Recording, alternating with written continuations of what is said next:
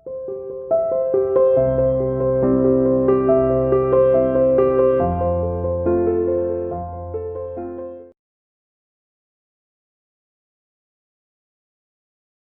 Students, welcome to CR international school online classes class 8 subject Hindi.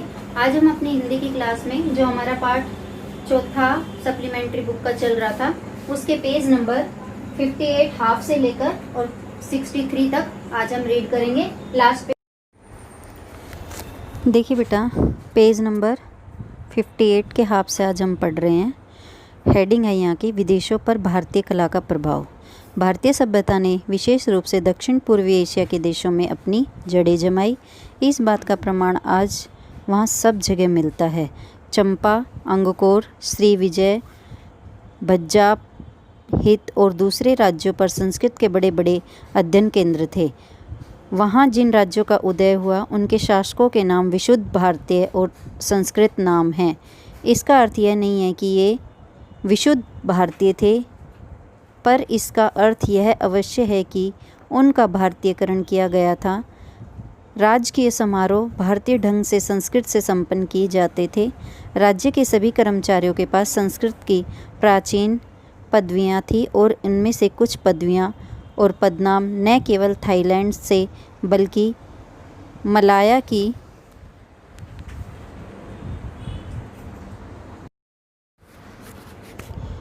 मुस्लिम रियासतों में भी अभी तक चले आ रहे हैं। इंडोनेशिया के इन स्थानों के प्राचीन साहित्य भारतीय पुराकथाओं और गाथाओं से भरे हुए हैं।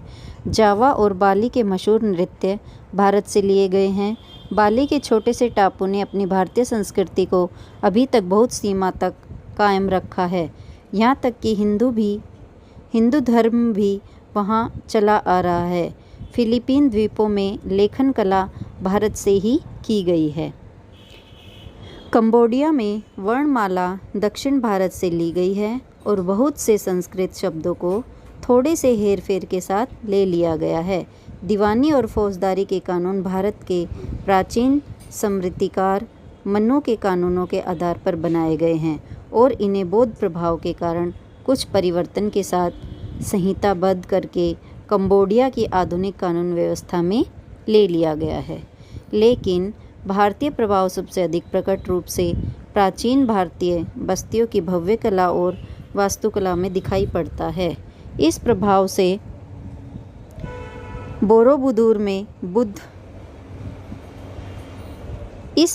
से अंगकोर और बोरोबुदूर की इमारतें और अद्भुत मंदिर तैयार हुए। जावा में बोरोबुदूर में बुद्ध की जीवन कथा पत्थरों में उत्कीर्ण है। दूसरे स्थानों पर नक्काशी करके विष्णु, राम और कृष्ण की कथाएं अंकित की गई हैं। अंगकोर वट के विशाल मंदिर के चारों तरफ खंडरों का विस्तृत क्षेत्र है। उसमें बनावटी झीलें, पोखरें और नहरें हैं जिनके ऊपर पुल बने हैं और एक बहुत बड़ा फाटक है जिस पर वृत्ताकार सिर पत्थर में खुदा है। यह एक आकर्षक मुस्कुराता हुआ किंतु रहस्यमय कंबोडियाई देवतुल्य चेहरा है। इस चेहरे की मुस्कान अद्भुत रूप से मोहक और विचलित कर देने वाली है। अंगकोर की प्रेरणा भारत से मिली, पर उसका विकास खमेर प्रतिभा ने किया या कि दोनों के परस्पर मेल से यह अजूबा पैदा हुआ। कंबोडिया के जिस राजा ने इसे बनवाया उसका नाम जयवर्मन था, जो ठेठ भारतीय नाम है। भारतीय कला का भारतीय धर्म और दर्शन से इतना गहरा रिश्ता है कि जब तक किसी को उन आदर्शों की जानकारी न हो जिनसे भारतीय मानस शासित होता है, तब तक उसके लिए इसको पूरी तरह सराहना संभव नहीं है। भारतीय कला में हमेशा एक धार्मिक प्रेरणा होती है, एक पारदृष्टि होती है, कुछ वैसी ही जिसने संभवतः यूरोप के महान गिरजाघरों के निर्माताओं को प्रेरित किया था। सौंदर्य की कल्पना आत्मनिष्ठ रूप से की गई है, वस्तुनिष्ठ रूप में नहीं। वह आत्मा से संबंध रखने वाली चीज़ है, भले ही वह रूप या पदार्थ में आकर्षक आकार ग्रहण कर ले। यूनानियों ने सौंदर्य से निस्वार्थ भाव से प्रेम किया। उन्हें सौंदर्य में केवल आनंद ही नहीं मिलता था, वे उसमें सत्य के दर्शन भी करते थे। प्राचीन भारतीय भी सौंदर्य से प्रेम करते थे, पर वे हमेशा अपनी रचनाओं में कोई गहरा अर्थ भरने का प्रयत्न करते थे। भारतीय कविता और संगीत की तरह कला में भी कलाकार से यह उम्मीद की जाती थी कि वह प्रकृति की सभी मनोदशाओं से तादात्म्य स्थापित करे, ताकि वह प्रकृति और विश्व के साथ मनुष्य के मूलभूत सामंजस्य की अभिव्यक्ति कर सके। भारत की विशेषता उसकी मूर्तिकला और स्थापत्य में है, जिस तरह चीन और जापान की विशेषता उनकी चित्रकला में है। भारतीय संगीत जो यूरोपीय संगीत से बहुत भिन्न है का मतलब क्या होता है? अलग है, अपने ढंग से बहुत विकसित था।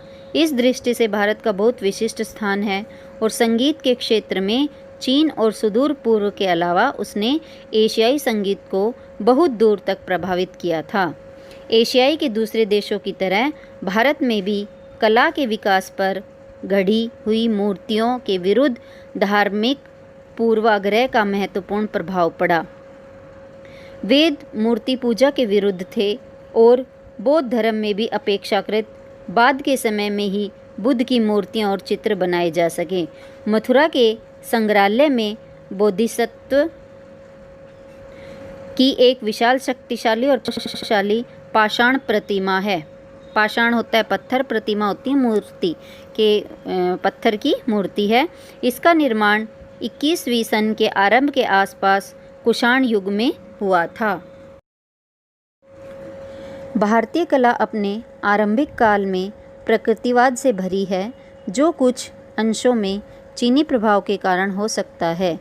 भारतीय कला के इतिहास की विभिन्न अवस्थाओं पर चीनी प्रभाव साफ दिखाई पड़ता है। 4वीं से 6वीं शताब्दी ईस्वी के गुप्त काल के दौरान, जिसे भारत का स्वर्ण युग कहा जाता है। किसको कहा जाता है भारत स्वर्ण युग? गुप्त काल को। ठीक है बेटा, किसको? 4वीं से 6वीं शताब्दी में गुप्त काल के दौरान, गुप्त काल को क्या कहते हैं? स्वर्ण युग। ठीक है। अजंता की गुफाएं खोदी गई और उनमें भित्ति चित्र बनाए गए। बाग और बादामी की गुफाएं भी इसी काल की हैं। अजंता हमें किसी स्वप्न की तरह दूर किंतु असल में एकदम वास्तविक दुनिया तक ले जाती है। वास्तविक क्या होती है? रियल में। वास्तविकता मतलब रियलिटी में। इन भित्ति चित्रों को बौद्ध भिक्षुओं ने बनाया था। बौद्ध भिक्षु कौन होते हैं? जो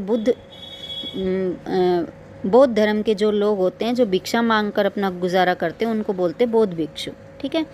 बहुत समय पहले उनके स्वामी ने कहा था, स्त्रियों से दूर रहो, उनकी तरफ देखो भी नहीं, क्योंकि वे खतरनाक है। इसके बावजूद इन चित्रों में स्त्रियों की कमी नहीं है। सुंदर स्त्रियां, राजकुमारियां, गायिकाएं, नर्तकियां बैठी और खड़ी, श्रृंगार करती हुई या शोभा यात्रा में जाती हुई। ये चित्रकार भिक्षु संसार को और जीवन के गतिशील नाटक को कितनी अच्छी तरह जानते थे। उन्होंने ये चित्र उतने ही प्रेम से बनाए हैं जितने प्रेम से उन्होंने बोधिसत्व को उनकी शांत लोकोत्तर गरिमा में चित्रित किया है। 7वीं-8वीं शताब्दी में ठोस चट्टान को काटकर एलोरा की विशाल गुफाएं तैयार हुई। कौन सी सदी में तैयार हुई थी एलोरा की गुफाएं? 7वीं और 8वीं शताब्दी में, जिनके बीच में कैलाश का विशाल मंदिर है। यह अनुमान करना कठिन है कि इंसान ने इनकी कल्पना कैसे की होगी, या कल्पना करने के बाद अपनी कल्पना को रूपाकार कैसे दिया होगा। एलिफेंटा की गुफाएं भी इसी समय की हैं, जहां प्रभावशाली और रहस्यमयी मूर्तियां बनी हैं। दक्षिण भारत में महाबलीपुरम की इमारतों का निर्माण भी इसी समय में हुआ था। एलिफेंटा की गुफाओं में नटराज शिव की एक खंडित मूर्ति है, जिसमें शिव नृत्य की मुद्रा में है। हवेल का कहना है कि इस शत विशत अवस्था में भी यह मूर्ति भीमाकार शक्ति का मूर्त रूप है और इसकी कल्पना अत्यंत विशाल है। ब्रिटिश संग्रहालय में विश्व का सृजन और नाश करते हुए नटराज शिव की एक और मूर्ति है। एप्स्टीन ने लिखा है कि उसकी विशाल लयात्मकता काल के विराट युगों का आह्वान करती है। जावा में बोरीबुदुर में बोधिसत्व का एक सिर कोपेनहेगन के गिल्पटोटेक में ले जाया गया है। रूपगत सौंदर्य की दृष्टि से तो यह सिर सुंदर ही है, इसमें कुछ और गहरी बात है जो बोधिसत्व की शुद्ध आत्मा को इस तरह उद्घाटित करती है जैसे दर्पण में प्रतिबिंब। दर्पण क्या होता है बेटा? शीशा, और प्रतिबिंब क्या होती है? उसकी छाया जो होती है। जैसे शीशे में हम अपनी शक्ल देखते हैं तो इसी को हम बोलते हैं दर्पण में प्रतिबिंब। वह एक ऐसा चेहरा है जिसमें समुद्र की गहराइयों की प्रशांति, निरभ्र नीले आकाश की स्वच्छता और इंसानी पहुंच से परे का परम सौंदर्य मूर्तिमान हुआ है। ईसवी सन के पहले, अभी बेटा देखिए पेज नंबर 63, इसमें एक नई हेडिंग आती है, भारत का विदेशी व्यापार। ईसवी सन के पहले 1000 वर्षों के दौरान भारत का व्यापार दूर दूर तक फैला हुआ था और बहुत से विदेशी बाजारों पर भारतीय व्यापारियों का नियंत्रण था।